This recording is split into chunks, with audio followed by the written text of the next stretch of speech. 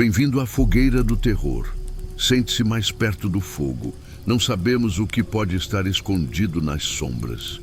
O que vou contar começou há cerca de 2 meses, numa fase em que eu estava me matando de pegar plantão extra para tentar limpar meu nome na praça. Sou socorrista, trabalho na rua, lidando com acidentes, quedas, infartos, corpos quebrados e gente morrendo no meio da noite. Depois de 12 horas vendo desgraça, tudo o que você quer é um lugar escuro para apagar. O dinheiro não dava. O telefone não parava de tocar com cobrança de banco. Então, quando surgiu um quarto e sala barato no centro, em cima de uma farmácia antiga de bairro, eu nem questionei a falta de fiador. Era aquilo ou dormir de favor.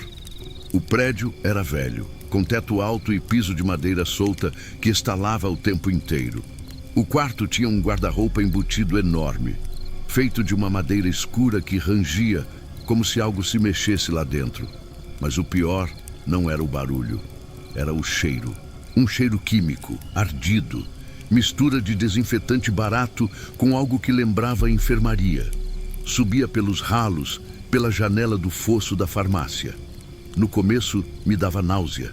Parecia que eu nunca tinha saído do trabalho. Mas o cansaço vence qualquer coisa. Eu chegava acabado, jogava o coturno num canto e desmaiava na cama velha de ferro. Até o dia em que acordei no chão. Abri os olhos no escuro, com o rosto colado num piso gelado. Minhas pernas doíam como se estivessem dobradas há horas. Quando levantei a cabeça, vi o reflexo fraco da luz da rua na geladeira. Eu estava encolhido em posição fetal, debaixo da pia da cozinha. Nunca fui sonâmbulo, nunca acordei fora da cama. Minha primeira reação foi raiva. Convenci a mim mesmo de que era estafa, excesso de trabalho, mente sobrecarregada. Voltei para o quarto, mas o sono não voltou. Algo em mim sabia que eu não tinha ido até ali sozinho. 2 dias depois, acordei em pé no corredor, girando a maçaneta da porta de entrada. Estava de cueca, prestes a sair para o hall do prédio no meio da madrugada. O pavor veio pesado. Se eu estivesse perdendo o controle do próprio corpo, eu perderia tudo. Emprego, renda, dignidade. Foi aí que pensei como socorrista. Se o problema é movimento involuntário, a solução é contenção. No dia seguinte, trouxe da base uma fita tubular de resgate, feita para aguentar toneladas. Amarrei uma ponta na grade da cama e a outra no meu tornozelo. Não apertada demais, só o suficiente para me acordar se eu tentasse levantar. Deitei-me sentindo ridículo, mas aliviado. Fechei os olhos, confiando na resistência do nylon. Não sei quanto tempo dormi. O que me acordou foi dor. Uma dor absurda no tornozelo, como se alguém estivesse puxando minha perna com força. Abri os olhos no escuro e percebi. Eu estava sendo arrastado para fora da cama.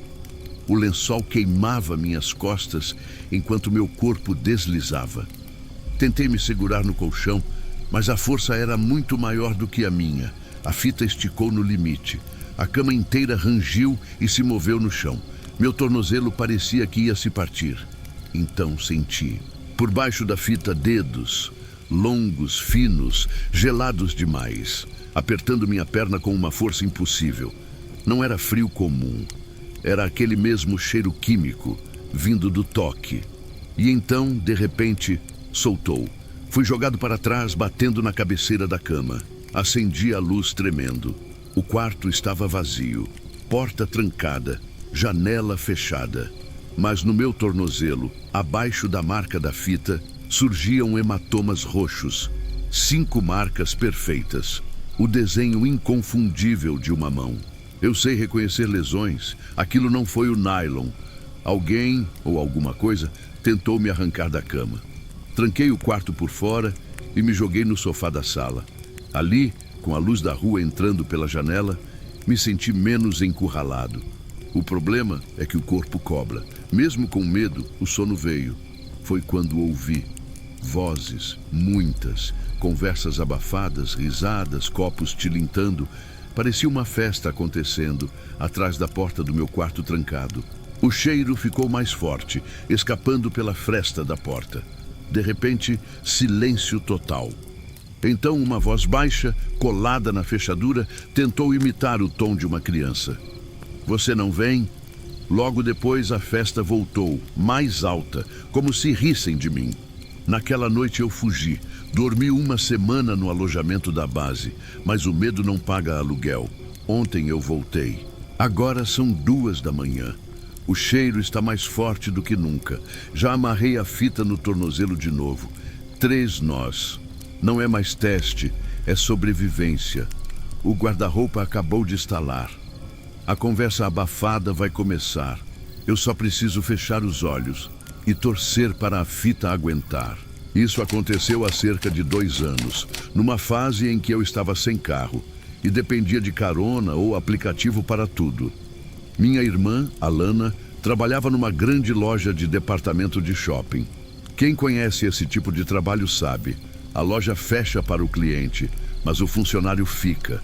Dobrar roupa, refazer arara, reorganizar estoque, e ninguém podia reclamar. O medo da demissão mantinha todo mundo calado. Naquela noite, deu quase meia-noite, e a Alana não mandou mensagem. 1h da manhã, nada. Meu pai já tinha dormido, então pedi um carro de aplicativo e fui buscar minha irmã. O motorista me deixou na entrada de serviço do shopping. Aquela área feia dos fundos com rampa de caminhão, cheiro de escapamento e papelão molhado. Nada a ver com o brilho que os clientes veem lá dentro. Meu celular estava morrendo. A bateria viciada marcava 4% e só carregava se eu segurasse o cabo numa posição específica. Fiquei ali, parado feito uma estátua, segurando o telefone ligado a um powerbank velho, torcendo para dar tempo de chamar outro carro depois. Foi então que notei a única outra pessoa no lugar. Uma mulher bem vestida, parada perto da cancela de saída. Ela segurava várias sacolas da própria loja da minha irmã. O estranho não era a hora, era o jeito. Ela não se mexia, não olhava o celular, não demonstrava impaciência. Apenas encarava, fixa, a porta de metal da doca de carga.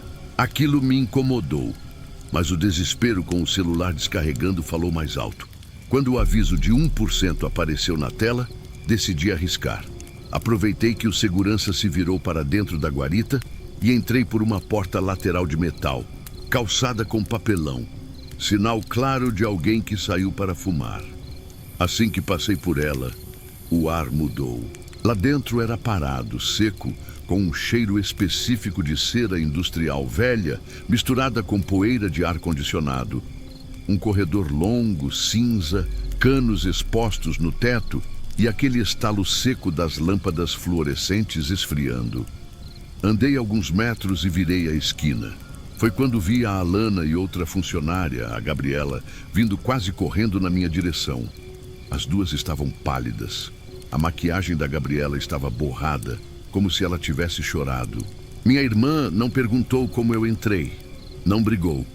Só segurou meu braço com força demais e disse, quase num sussurro, "Vamos embora." Não perguntei nada. O medo no rosto dela calou qualquer pergunta. Viramos para voltar pelo mesmo caminho por onde eu tinha entrado. Mas a porta não estava lá. No lugar onde deveria existir a saída, havia apenas uma parede lisa e armários de metal enferrujados. Achei que tinha errado o corredor. Shopping por dentro é tudo igual. Tentei manter a calma e guiar as duas, mas quanto mais andávamos, mais o lugar parecia errado. O corredor parecia crescer. As portas corta-fogo não abriam. Uma delas dava para um estoque escuro, cheio de manequins desmontados, braços e pernas empilhados como lixo. O cheiro ficou mais pesado, abafado, lembrando velório fechado há anos. Foi quando a Gabriela apontou para uma placa torta na parede. Acesso ao estacionamento, setor G. Aquilo não fazia sentido. Aquele shopping só ia até o setor D. Uma lâmpada piscou acima de nós, estalando alto como um osso quebrando. Decidimos descer pela escada de incêndio. A ideia era simples, descer até a rua ou a garagem e sair dali. Mas quanto mais descíamos, mais fundo íamos. Primeiro subsolo, segundo, terceiro, quarto. No patamar que deveria ser impossível existir, vi o número 7 pintado torto na parede. O shopping tinha apenas 2 subsolos. Forcei a próxima porta corta-fogo. Ela se abriu rangendo para um espaço escuro. A lanterna do celular da Alana revelou algo que fez meu estômago virar. Uma praça de alimentação, mas não a atual. Era a antiga, a mesma de quando eu era criança, antes da grande reforma de anos atrás. Mesas redondas presas ao chão, cadeiras amarelas, fachadas de restaurantes que não existiam mais. Tudo coberto de poeira, congelado no tempo. No canto, uma piscina de bolinhas abandonada. Dentro dela, um sapato feminino, largado como se alguém tivesse afundado ali. A Gabriela soltou um gemido. Ela estava olhando para o reflexo de uma vitrine escura. No vidro, atrás de nós, estava a mulher da entrada do shopping. Parada, imóvel. Virei na hora. Não havia ninguém. Começamos a correr. O som dos passos ecoava. As lâmpadas estalavam frenéticas. O ar ficava cada vez mais difícil de respirar. Foi então que eu a vi de novo. Ela estava dentro de uma vitrine entre 2 manequins, rígida, imóvel, as sacolas ainda penduradas nos braços. Por um segundo horrível, não consegui distinguir o que era pessoa e o que era boneco. No fim do corredor, uma porta de vidro mostrava a luz da rua. Corri e me joguei contra ela. O vidro cedeu e nos cuspiu para fora. Caímos no asfalto da área de carga. O ar da rua deveria ser diferente, mas tinha o mesmo cheiro de cera velha. O carro de aplicativo estava parado ali, com o motor ligado, como se estivesse nos esperando. Entramos sem dizer uma palavra. Enquanto o carro seguia pelas avenidas vazias, percebi algo errado. Não havia outros veículos, nem ônibus, nem pessoas, apenas postes passando um após o outro. O rádio estalou. Das saídas de ar veio um cheiro fraco, mas inconfundível, de cera industrial. O motorista seguia imóvel, sem piscar. E naquele momento eu entendi. Talvez a gente nunca tivesse saído de verdade daquele shopping. O rádio estalou. Das saídas de ar veio um cheiro fraco, mas inconfundível, de cera industrial. O motorista seguia imóvel, sem piscar. Meu nome não importa. O que importa é que isso aconteceu há muitos anos, quando eu ainda vivia da estrada. Eu dirigia um caminhão velho, desses que vivem mais tempo em oficina do que rodando, puxando carga pesada pela região metropolitana. Era pouco dinheiro, muito desgaste e zero margem para erro. Mas era o que colocava comida dentro de casa. Tudo começou numa parada comum, num posto onde eu sempre encostava para conferir os pneus. Lembro bem porque naquele dia uma dor antiga resolveu acordar de vez. Um dente inflamado, esquecido no fundo da boca, começou a pulsar como se tivesse vontade própria. Uma dor funda que subia pelo ouvido e travava o pescoço. Foi ali que um sujeito conhecido da área chegou perto. Não era agressivo, falava manso, quase simpático. E foi assim, no meio de conversa jogada fora, que ele fez a proposta. Uma carga a mais, escondida no meio do material. Serviço rápido, pagamento absurdo. Recusei na hora. Disse que só carregava o que estava na nota. O sorriso dele morreu ali mesmo. Antes de sair, só deixou uma frase no ar. Dinheiro recusado cobra juros. No dia seguinte, a dor virou tortura. Cada batida do coração parecia um golpe dentro da gengiva. No fim da tarde, quando eu voltava para casa, um carro escuro fechou meu caminhão bem na entrada da rua. 3 dentro. Nenhum rosto amigável. Um deles desceu, chegou perto da janela e falou baixo, como quem não precisa repetir a ameaça. Disse que agora não era mais proposta. Era aviso e citou o nome da mulher que morava comigo. Disse o horário que ela costumava sair. Disse que eu tinha feito a escolha errada. Entrei em casa tremendo. Tranquei portão, apaguei luz, inventei desculpa. Falei que era o dente, não era mentira. Mas não era só isso.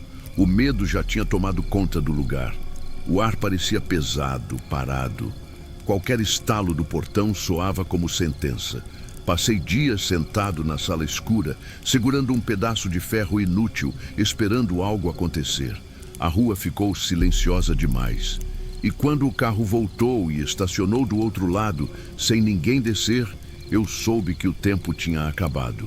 Minha companheira, desesperada, chamou uma senhora conhecida no bairro por fazer rezas antigas. Eu não acreditava em nada daquilo. Queria polícia, arma, qualquer coisa concreta. Mas a dor era tanta que eu não tinha força nem para discutir.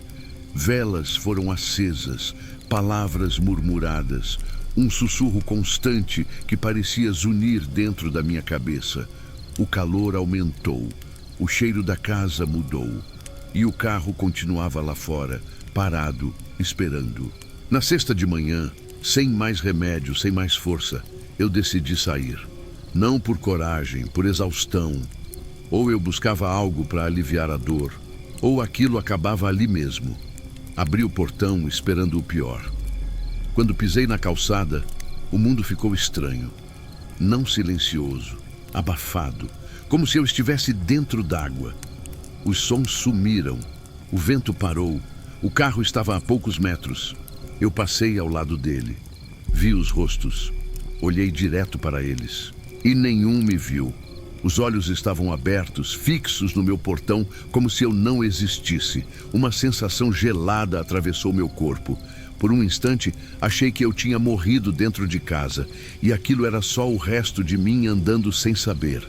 Quando virei a esquina, o som voltou de uma vez. Buzinas, vozes, vida. Minutos depois, sirenes. A polícia chegou. Os homens foram presos, armados, dizendo que ficaram olhando meu portão o tempo todo, jurando que ninguém saiu dali. Eu sei que saí. Eu sei que passei por eles. O que eu não sei é onde eu estava naquele intervalo. E até hoje, quando estou sozinho na estrada e o rádio fica só no chiado, sinto o mesmo frio. Medo daquele silêncio voltar. E dessa vez, eu não consegui sair dele. A fogueira continua acesa. Se essa história te arrepiou, deixe seu like, se inscreva no canal Fogueira do Terror e conte nos comentários. Você acha que ele ficou invisível ou foi levado para outro lugar?